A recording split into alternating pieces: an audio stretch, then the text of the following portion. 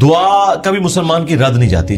مسند احمد میں حدیث ہے کہ مسلمان کی دعا کبھی بھی رد نہیں جاتی, یہ ذہن میں رکھیے گا. نبی علیہ السلام فرمایا کہ وہ 3 طرح سے قبول ہوتی ہے, یا جو کچھ مانگا وہ مل جائے گا, یا اس کے بدلے کوئی بہتر نعم البدل مل جائے گا, کوئی مصیبت بھی ٹال سکتی ہے, اور اگر یہ نہ ہوا تو وہ تمہاری دعا قیامت کے دن کے لیے سٹور کر دی جائے گی, تمہیں اجر ملے گا. لہذا یہ تو اپنے دماغ سے نکال دیں کہ دعا ریجیکٹ ہوتی ہے, دعا کبھی بھی ریجیکٹ نہیں ہوتی.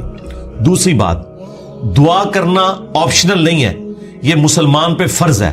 جو مسلمان دعا نہیں کرتا وہ اللہ کا نافرمان ہے, اللہ تعالیٰ کا باغی ہے, اللہ تعالیٰ اس سے ناراض ہوتا ہے. ادعونی استجب لکم ان الذین یستکبرون عن عبادتی, سورہ المؤمن کی آیت نمبر 60 ہے. اے میرے بندو مجھ سے مانگو, جو لوگ مجھ سے دعا کرنے میں تکبر کرتے ہیں میں انہیں ذلیل و خوار کر کے جہنم میں داخل کروں گا. دنیا کے بادشاہ تو مانگنے پر ناراض ہوتے ہیں, اور ہم اس بادشاہ کی عبادت کرتے ہیں کہ جس سے نہ مانگا جائے تو وہ ناراض ہوتا ہے. یہ ضروری ہے. اچھا, جامعہ ترمذی میں حدیث ہے, نبی علیہ السلام نے فرمایا کہ جو چاہتا ہے نا کہ مشکل اور پریشانی میں اس کی دعا قبول ہو, اسے چاہیے کہ جب حالات فیوریبل ہوں اس وقت بھی اللہ کو یاد کرے. ہاں, دعا سے اپنے آپ کو بے نیاز نہیں کرنا. ٹھیک ہے. پھر دیکھیں سورہ البقرہ کی 186 آیت مشہور, وَإِذَا سَأَلَكَ عِبَادِي عَنِّي فَإِنِّي قَرِيبٌ أُجِيبُ الدَّعْوَةَ الدَّاعِ إِذَا دَعَانِ. ہاں, اے نبی صلی اللہ علیہ وآلہ وسلم, جب میرے بندے آپ سے میرے بارے میں پوچھیں تو آپ فرمائیں میں تمہارے بالکل قریب ہوں, ہر پکارنے والے کی پکار کو سنتا ہوں, لیکن فَلْيَسْتَجِيبُوا لِي, ان کو بھی تو چاہیے کہ میرا حکم مانے, وَلْيُؤْمِنُوا بِي, اور مجھ پر ایمان لائیں, لَعَلَّهُمْ يَرْشُدُونَ, تاکہ یہ کامیاب ہو سکیں. تو یہ ون وے ٹریفک نہیں میرے بھائی, یہ دونوں طرف سے ہے. اس طرح نہیں ہوگا کہ آپ نافرمانیوں کی زندگی گزاریں اور پھر آپ باغیوں والی زندگی گزاریں اور پھر دوستیاں بھی نمانے کی کوشش کریں. پھر دعا کا ایک پروٹوکول ہے. جامعہ ترمذی میں حدیث ہے, نبی علیہ السلام بیٹھے تھے, سیدنا ابوبکر سیدنا عمر بیٹھے تھے, ایک شخص آیا, اس نے نماز پڑھی اور ڈائریکٹ اللہ سے مانگنا شروع کر دیا. نبی علیہ السلام نے فرمایا سائل نے جلدی کی. پھر ایک اور شخص آیا, اس نے نماز پڑھی, اللہ کی حمد کی, پھر دروشی پڑھا, تو آپ نے فرمایا سل تعطا, سل تعطا, مانگ تجھے دیا جائے گا, مانگ تجھے دیا جائے گا. اور دوسرے بندے کو آپ نے بلا کے کہا کہ جب دعا کرو پہلے اللہ کی حمد کرو, پھر دروشی پڑھو, پھر اللہ سے مانگو. اور نماز میں دیکھیں پہلے ہم اللہ کی حمد کرتے ہیں, التحیات للہ والصلوات والطیبات, پھر سلام عرض کرتے ہیں, اس کے بعد دروشی پڑھتے ہیں, اور اینڈ پہ دعا. یہ پروٹوکول ہے دعا کا, یہ طریقہ ہے دعا کرنے کا. آپ نے دعا اس طریقے سے اللہ کے حضور پیش کرنی ہے تو دعائیں اللہ تعالیٰ قبول فرمانے والا ہے. اور بعض اوقات انسان یہ چاہتا ہے کہ جو میں مانگ رہا ہوں نا یہی مجھے مل جائے. یہ سب سے بڑی انسان کی کمزوری ہے. میں اپنی زندگی میں کئی ایسی دعائیں جانتا ہوں جو میں آج کہتا ہوں کہ شکر ہے وہ قبول نہیں ہوئی, اور اس وقت اگر آپ مجھے پوچھتے تو میں کہتا کہ میری زندگی کی سب سے بڑی خواہش یہ ہے. میں نے خلاف کعبہ 2002 میں پکڑ کے دعا کی تھی کہ اے اللہ مجھے بریلوی مارنا, بجائے یہ کہنے کہ مسلمان مارنا. میں ایک فرقے کے لیے دعا کر رہا تھا. شکر ہے اللہ قبول نہیں کی تھی, تیری مہربانی. آندہ بھی کوئی دعا قبول نہ آئے تھے, اسی میں بہتری ہے جو قرآن میں ہے نا کہ جس چیز سے تم کراہت محسوس کر رہے ہوتے ہو عین ممکن ہے اس میں تمہارے لیے خیر چھپی بھی ہو. اللہ جانتا ہے, تم نہیں جانتے. بعض اوقات انسان کسی چیز میں کراہت محسوس کر رہا ہے, اس میں خیر چھپی ہوئی ہے, اور جس چیز کو محبت کی نظر سے دیکھ رہا ہے اس میں اس کے لیے شر چھپا ہوا ہے. اس کو ڈاکٹر ذاکر نائک نے بڑی مثال پیاری دی تھی کہ آپ کا امریکہ میں کوئی بزنس ہو اور آپ نے فلائٹ سے پہنچنا ہو, میٹنگ ہو آپ کی, اور وہ میٹنگ آپ اٹینڈ کریں تو آپ کو کروڑوں کا بزنس ملنے والا ہے, اور اگر رہ جائے تو آپ کا اتنا نقصان ہو جائے گا سارے بزنس مین کے لیے.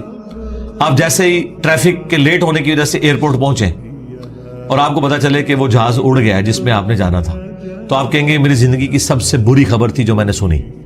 اور اسی گاڑی میں واپس آتے ہوئے آپ کو خبر ملے کہ وہ جہاز کریش کر گیا, تو آپ کہیں گے وہ میری زندگی کی سب سے بہترین خبر تھی جو میں نے اس وقت سنی تھی. شکر ہے میں نہیں بیٹھا اس میں. ایک ہی خبر تھوڑی دیر پہلے زندگی کی بدترین خبر تھی اور اگلے لمحے وہ سب سے اچھی. اچھا, اس چیز کو اللہ نے قرآن میں حضرت موسیٰ اور خضر کے واقعے میں سمجھایا ہے جس میں وہ ایک بچے کی گردن مروڑ دیتے ہیں. وہ یہ نہیں ہے کہ یہاں کو پیر بچوں کی گردنیں مروڑیں گے, وہ فرشتہ تھا, وہ حضرت اسرائیل والا کام کر رہا تھا, اس کو اللہ تعالیٰ نے اتنی عمر بچے کو دینی تھی. لیکن اس کے جواب میں انہوں نے کیا کہا کہ تمہارے رب نے ارادہ کیا کہ اس سے بہتر اولاد انہیں دے، کیونکہ اس اولاد نے ذلیل کروانا تھا ماں باپ کو. تو مسئلہ تقدیر سمجھایا گیا نا کہ اگر کوئی تکلیف پہنچتی ہے تو آپ کو نہیں پتا. اور واصف علی واصف صاحب کہتے ہیں میں ایک دفعہ داتا دربار بیٹھا ہوا تھا، ایک بندہ دعا کر رہا تھا یا اللہ جو 25 سال پہلے میں نے دعا مانگی تھی وہ واپس لے لے. یہی وہ ریپیٹ کر رہا تھا. تو میں نے اسے بعد میں پوچھا کہ یہ آپ کیا بات کر رہے ہیں؟ تو کہنے لگا میری بیٹیاں ہی تھیں، ساری اچھی نکلی ہیں، لیکن میری تسلی نہیں ہوتی تھی. 25 سال پہلے میں نے ایک بیٹا مانگا رو رو کے، کتنی منتوں سے مرادوں سے، اور وہ چرس اور ہیروئن کے نشے میں پڑ گیا تو گھر کا سارا سامان اس نے بیچ دیا. تو بڑا بہتر کیا تھا اللہ نے جو مجھے بیٹا نہیں دیا ہوا تھا. تو یا اللہ وہ دعا واپس لے لے. ٹھیک ہے، اس لیے آپ نے اپنے معاملات کو ذرا دیکھ کے بھی چلنا ہوتا ہے، لیکن دعا ضرور مانگے. اللہ تعالیٰ کے بارے میں پیسمسٹک نہ ہو، آپٹیمسٹک. نبی الاسلام کی حدیث ہے بخاری مسلم میں کہ کبھی یوں بھی دعا نہیں کرنی کہ اگر یا اللہ تو چاہے، اگر مگر نہیں، پورے پیشن سے مانگے، صحیح دعا مانگے. اور مسلم شریف میں حدیث ہے نبی الاسلام کہ ایک صحابی اتنے بیمار ہوئے کہ وہ ہڈیوں کا پنجر بن گئے. نبی الاسلام ان کی عادت کرنے گئے. آپ نے کہا کہ تو اللہ سے کیا مانگتا ہے یہ جو تیری حالت ہوئی ہوئی ہے؟ تو نے کہا یا رسول اللہ میں اللہ سے ایک ہی دعا مانگتا ہوں کہ اے اللہ جو تو نے مجھے آخرت میں عذاب دینا ہے نا دنیا میں ہی دے لے. نبی الاسلام نے کہا سبحان اللہ، اللہ پاک ہے، یہ تو نے کیا عقیدہ بنایا ہوا ہے. یعنی حضور جب حیران ہوتے تھے نا تو یعنی غلطیوں سے پاک تو اللہ ہی ہے، یہ کہتے تھے.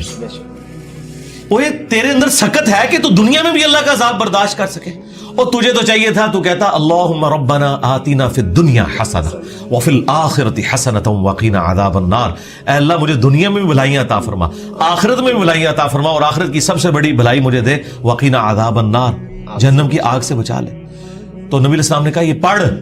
اس نے پڑھنا شروع کیا. صحابہ کرام کہتے ہیں کچھ دنوں بعد وہ ایسے ہو گیا جیسے مردہ زندہ ہو جاتا ہے، بالکل ٹھیک ہو گیا. ٹھیک ہے، تو اندازہ کریں کہ بعض اوقات ہماری اپنی مس ہینڈلنگ ہوتی ہے. پھر نبی الاسلام نے کچھ ہمیں راستہ بھی بتایا ہے. بخاری مسلم میں حدیث ہے جس کی خواہش ہو کہ اس کی عمر دراز ہو جائے اور اس کے رزق میں برکت ہو. یہی دو دعائیں ہیں جس کے پیچھے لوگ درباروں پہ بھی جاتے ہیں، ادھر ادھر ذلیل ہوتے ہیں کہ جی صحت والی زندگی ہو، لمبی ہو، ظاہر انسان کے اندر اللہ نے خواہش رکھی ہے، اور فراخی ہو. نبی الاسلام نے یہ دونوں چیزیں گنوائی. بخاری مسلم کے الفاظ ہیں جو یہ چاہتا ہے نا وہ اپنے رشتہ داروں کے ساتھ اس نے سلوک کرے، شریکہ نال. پنجابی کہتے ہیں شریکہ نال، کیونکہ انسان دوسروں پہ لگا لیتا ہے، شریکہ نو نہیں دیتا. جدھر یعنی آپ کے وہ کامن انٹرسٹ ہوتے ہیں نا، وہ شریک ہوتے ہیں نا وہ. اس لیے آپ دیکھیں یہ سارے تعویذ دھاگے بھی شریک کرواتے ہیں. کبھی کسی محلے دار نے کسی پہ تعویذ نہیں کرایا، وہ آپ کی شریک ہی کروا رہے ہوتے ہیں. جہاں جیلسی فیکٹر تھا وہیں خرچ کرنے کے اوپر اللہ تعالیٰ نے اجر رکھا ہوا ہے. اور یہ آپ کے اوپر کتنی بڑی آزمائش ہے. جہاں آپ خرچ نہیں کرنا چاہتے وہاں آپ نے خرچ کرنا ہے. اب جو آپ نے وسیلہ اور توسل کی بات کی وہ صحیح بخاری میں حدیث ہے 1010 نمبر حدیث 1010 کہ حضرت عمر فاروق رضی اللہ تعالیٰ عنہ کے دور میں جب قحط پڑ جاتا تو وہ دعا کرتے اللہم، اللہ تعالیٰ کو مخاطب کر کے کہ اے اللہ انا کننا نتوسل الیک بنبینا، پہلے ہم تیرے نبی سے دعائیں کروایا کرتے تھے، اب ان کی وفات کے بعد ان کے چچا کو لے کے آئے، ان کی دعا کی برکت سے بارش نازل فرما. اور وہ بارش نازل ہو جاتی. یہ حضرت عمر نے امت کو عقیدہ دیا ہے کہ توسل اور وسیلہ یہ نہیں ہے کہ کسی کے واسطے آپ نے ڈالنے اللہ کو، بلکہ یہ ہے کہ اس نیک بندے سے جا کے دعا کروانی ہے. بخاری مسلم میں ہے کہ بارش نہیں ہوتی تھی، صحابہ کرام نبی علیہ السلام سے دعا کرواتے تھے، دعا کی برکت سے بارش ہو جاتی تھی. اب قبر رسول پہ جا کے آپ نے نبی علیہ السلام سے کوئی نہیں مانگنا. ہاں وہ دعاؤں کی قبولیت کی جگہ ہے، وہاں کھڑے ہوں صلاۃ والسلام عرض کریں. 4 کتابوں میں موجود ہے، المصنف ابن ابی شیبہ میں، سنن کبری البیہقی میں، الموطأ امام مالک میں، فضل الصلاۃ علی النبی کے اندر کہ صحابہ کرام اور خصوصاً ابن عمر کے بارے میں کہ مسجد نبوی میں وہ آتے، پہلے سفر پہ جاتے یا واپس آتے، پہلے مسجد نبوی میں 2 نفل پڑھتے اور قبر رسول پر آ کے عرض کرتے السلام علیک یا رسول اللہ، السلام علیک یا ابا بکر، السلام علیک یا عمر. ایک روایت میں السلام علیک یا ابتا، میرے باپ آپ پر سلام ہو. تو یہ صحابہ کرام کا طریقہ تھا، قبر رسول پہ حاضر ہونا، وہاں کھڑے ہو کر اللہ سے دعا مانگنی ہے. آپ نے کسی یعنی بزرگ سے یا پیغمبر سے ڈائریکٹ نہیں مانگنی اور نہ واسطے ڈالنے. دیکھیں قرآن میں 40 کے قریب دعائیں آئی ہیں، سب ربنا کے ساتھ ہیں، کوئی وسیلے واسطے نہیں ہے اس میں. مجھے نہیں سمجھ آتی آپ وسیلے واسطے سے بھی آگے جا کے یہ ڈائریکٹ بزرگوں کو پکارتے ہیں، یا علی مدد کہتے ہیں، یا شیخ عبد القادر جیلانی مدد کہتے ہیں. ان سے پوچھو کہ اللہ کے بندو کیا مولا علی علیہ السلام نے کسی کا واسطہ ڈال کے کبھی دعا کی ہے یا اسے پکارا ہے؟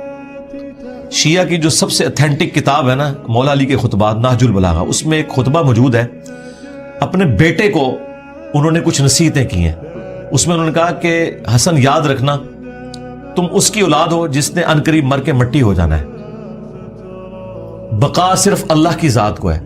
حسن جب بھی تجھے مصیبت اور پریشانی ہو صرف اسی کو پکارنا، اور اے میرے بیٹے حسن یاد رکھنا اللہ کی بارگاہ وہ ہے جس میں اس نے اپنے لیے کوئی دربان بھی مقرر نہیں کیا، تم ڈائریکٹ اللہ سے مانگو.